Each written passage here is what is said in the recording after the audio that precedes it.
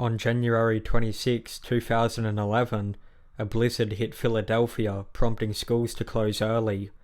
Ellen Greenberg, a first-grade teacher at Juniata Park Academy, made sure all of her students had a ride home.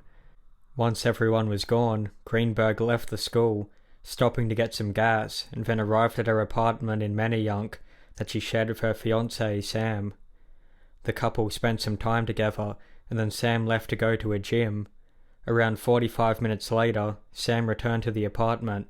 The door was locked, which was unusual, but even more so because it was locked with a swing bar lock, something Ellen only used at night. Sam called out to Ellen and knocked on the door repeatedly, but there wasn't any answer.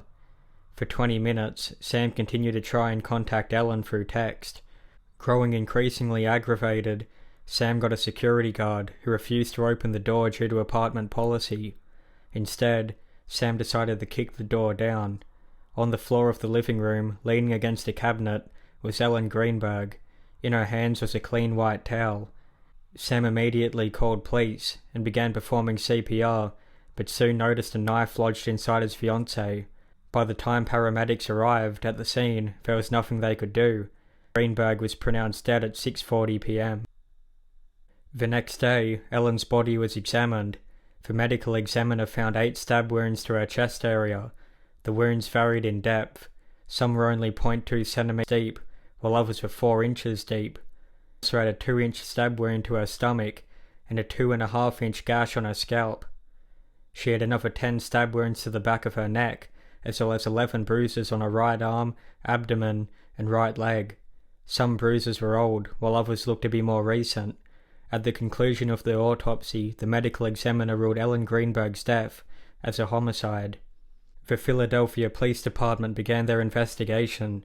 They focused on Ellen's fiancé Sam, who was the last known person to see her alive. His story matched with his key fob records, and he was cleared from the suspect list. The security camera recordings showed that nobody that was unauthorized entered or exited the complex at the time of Ellen's death. There were no signs of a break-in or forced entry into the apartment, and Ellen did not have any defensive wounds, usually sustained in a stabbing. The knife only had Ellen's DNA on its handle.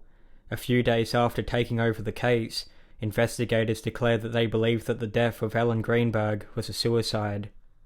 Detectives learnt from family and friends that the usually bubbly and friendly Ellen had become withdrawn and anxious in the months before her death. She said that she was stressed about her job and wanted back home. Computer forensic experts found the search terms painless suicide and suicide methods on Ellen's computer. She started seeing a psychiatrist who believed that the teacher was not suicidal and diagnosed her with anxiety. She was prescribed medication and seemed to be improving.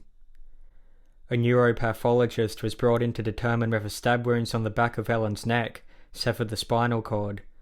If this was the case, it would have been impossible for Ellen to inflict the deep stab wound to her chest that was believed to have killed her. The neuropathologist concluded that the spinal cord was only damaged and not severed. This could make Ellen go numb, but not stop her from stabbing herself elsewhere. Because of the neuropathologist's findings, it was concluded that Ellen Greenberg had committed suicide by stabbing herself over 20 times.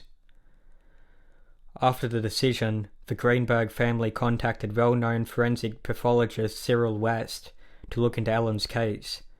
After reading the report, West was shocked to find that Ellen had so many stab wounds. He would state that he was strongly suspicious of homicide and was baffled that it was ruled as a suicide.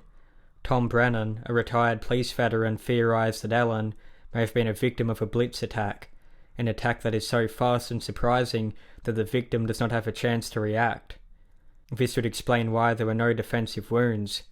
Brennan also stated that it was possible for swing bar locks to be manipulated from the outside.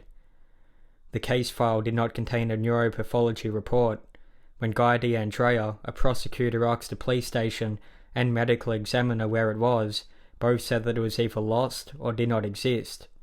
A piece of Ellen's spinal cord, which was still at the medical examiner office, was examined by another forensic pathologist, who concluded that one of the stab wounds penetrated the cranial cavity and severed the cranial nerves and brain, which would have left her severely impaired. Forensic scientist Dr. Henry Lee reviewed the case files and concluded that the number and types of wounds and bloodstain patterns observed are consistent with a homicide scene. "My daughter did not commit suicide," said Ellen's mother. "We've grieved her life for years. Now we want to clear her name.